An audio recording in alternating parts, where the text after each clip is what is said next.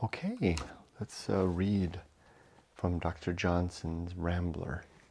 This is Rambler number 17 for Tuesday, May 15th, 1750.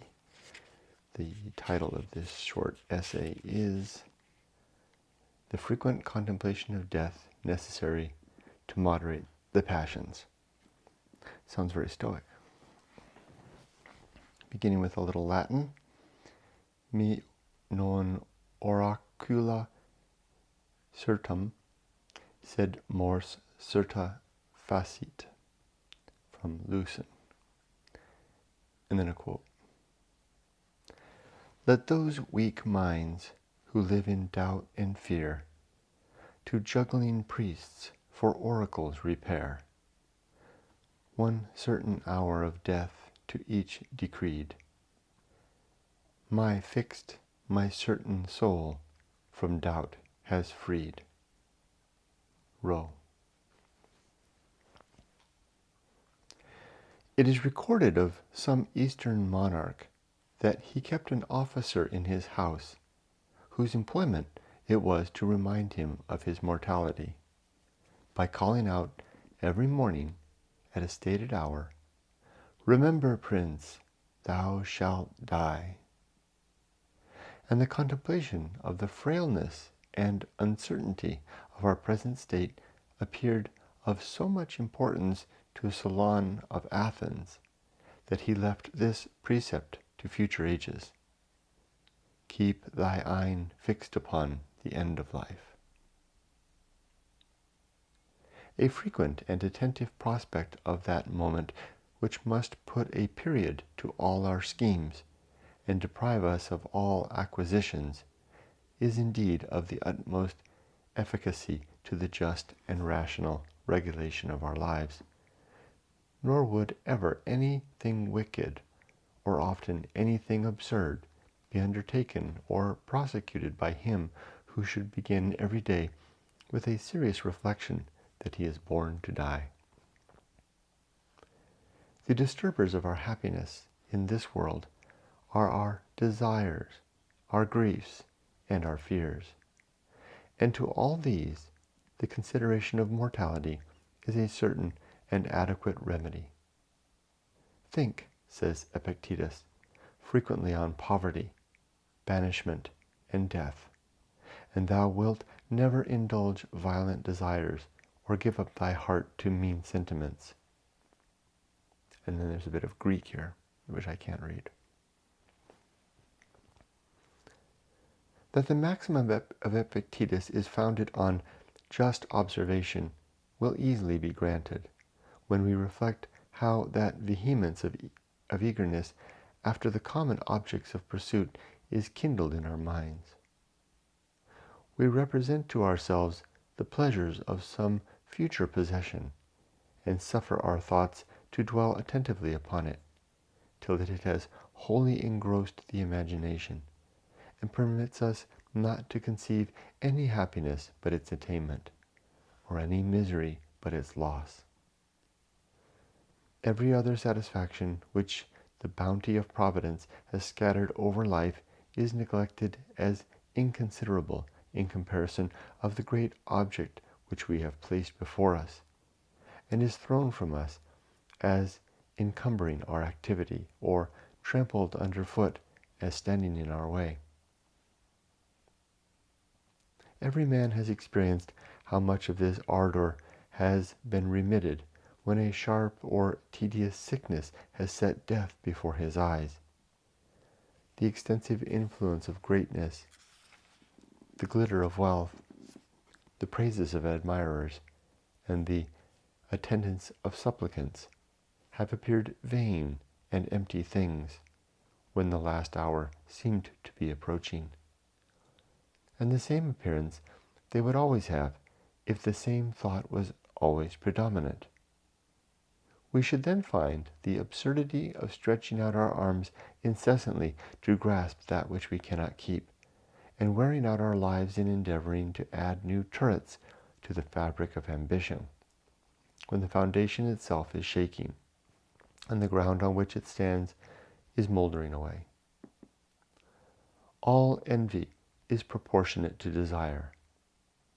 We are uneasy at the attainments of another, according as we think our own happiness would be advanced by the addition of that which he withholds from us, and therefore whatever depresses immoderate wishes will at the same time set the heart free from the corrosion of envy, and exempt us from that vice which is, above most others, tormenting to ourselves, hateful to the world, and productive of mean artifices and sordid projects.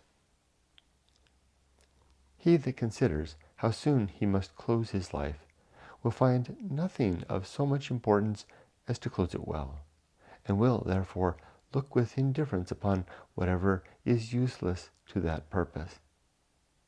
Whoever reflects frequently upon the uncertainty of his own duration will find out that the state of others is not more permanent, and that what can confer nothing on himself very desirable cannot so much improve the condition of a rival as to make him much superior to those from whom he has carried the prize, a prize too mean to deserve a very obstinate opposition. Even grief, that passion to which the virtuous and tender mind is particularly subject, will be obviated or alleviated by the same thoughts. It will be obviated if all the blessings of our condition are enjoyed with a constant sense of this uncertain tenure. If we remember that whatever we possess is to be in our hands but a very little time, and that the little which our most lively hopes can promise us may be made less by 10,000 accidents, we shall not much repine at a loss of which we cannot estimate the value, but of which, though we are not able to tell the least amount, we know with sufficient certainty the greatest, and are convinced that the greatest is not much to be regretted.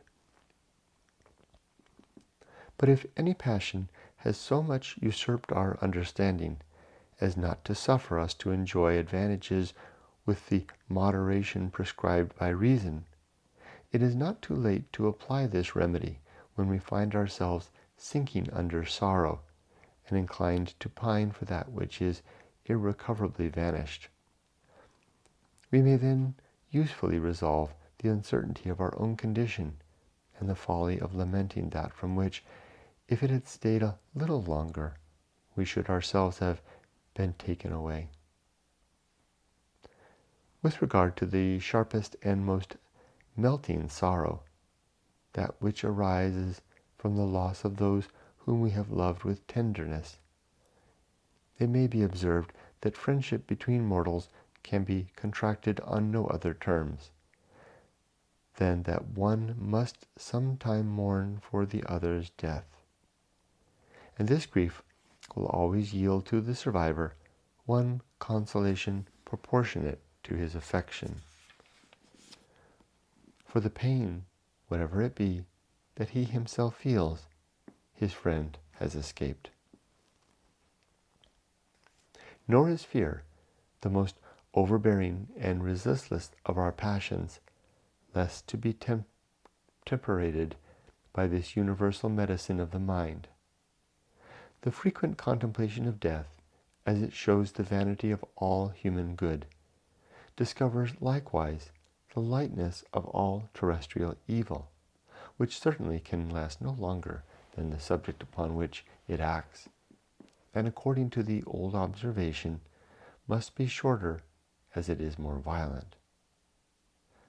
The most cruel calamity which misfortune can produce must, by the necessity of nature, be quickly at an end. The soul cannot long to be held in prison.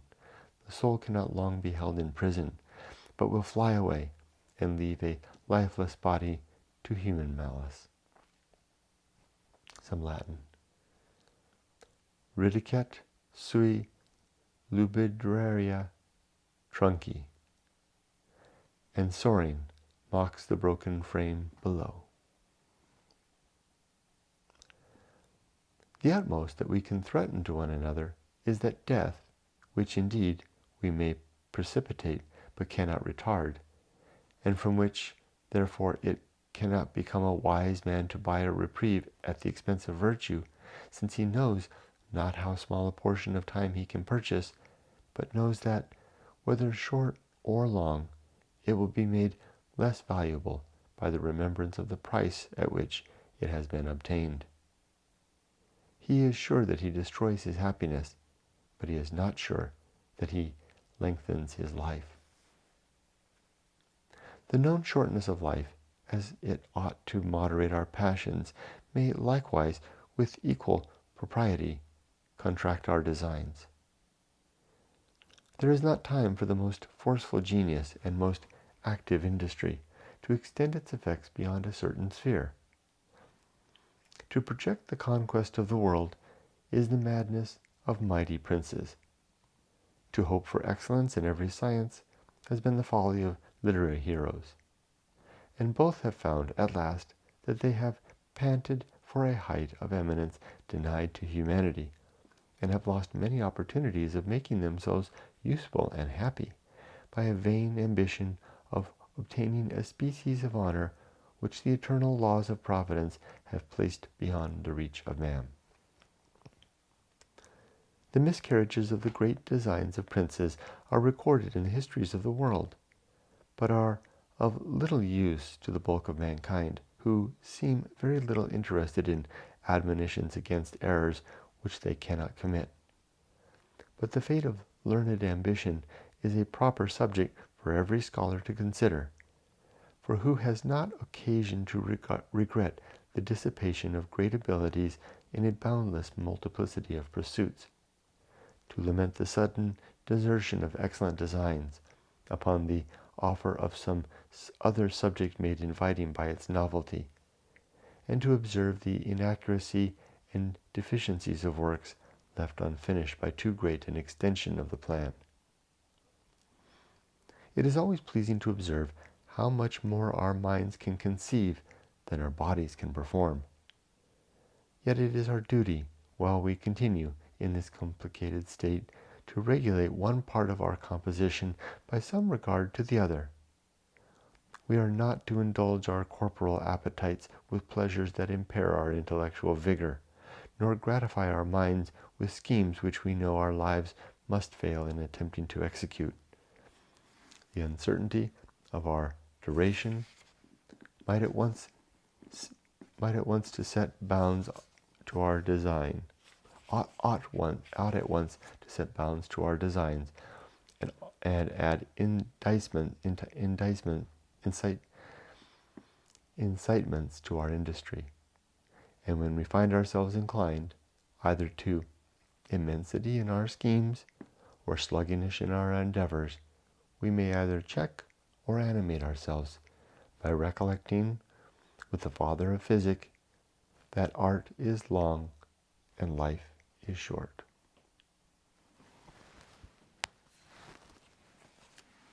I wonder if Johnson was indeed a student of the Stoics. Sounds that way.